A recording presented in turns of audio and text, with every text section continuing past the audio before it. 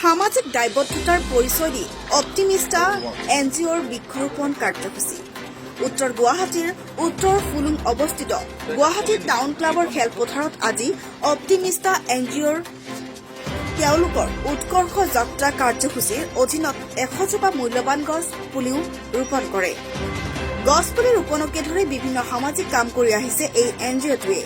আজি গছপুলি ৰোপণ অনুষ্ঠানত মুখ্য অতিথি হিচাপে উপস্থিত থাকে BCCIৰ সম্পাদক দেৱজিৎ লন শইকীয়া।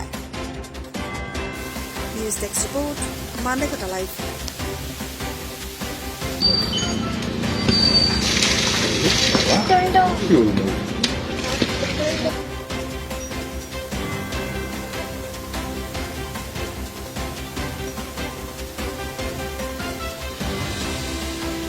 সকলোকে ইয়াতে লগ পাই খুব ভাল লাগিছে আৰু অপ্টিমিষ্টাৰ যিটো উৎকৰ্ষ যাত্ৰা গুৱাহাটী টাউন ক্লাব সহযোগী হ'ব পাই নথৈ আনন্দিত। আৰু আমাৰ যিহেতু ইয়াতে আমি ডেভেলপ কৰি আছো এই জেগাডোখৰক আমি ফুটবল একাডেমি এটাৰ কাৰণে 2খন ফুটবল গ্ৰাউণ্ড, এটা Pavilion along with the hostel, আৰু ইয়াতে ভৱিষ্যতে আমাৰ চুইমিং পুল আৰু বেলেগ ইনডোৰ হলো হ'ব। আৰু অতি সোনকালে আমাৰ ইয়াতে অকল ফুটবল নহয়, ইয়াতে আমি ইণ্টাৰনেশ্যনেল কনচাৰ্টৰ কথাও চিন্তা কৰি আছো। মেবি ছেপ্টেম্বৰ অক্টোবৰত হোৱাৰ আশা এটা আছে।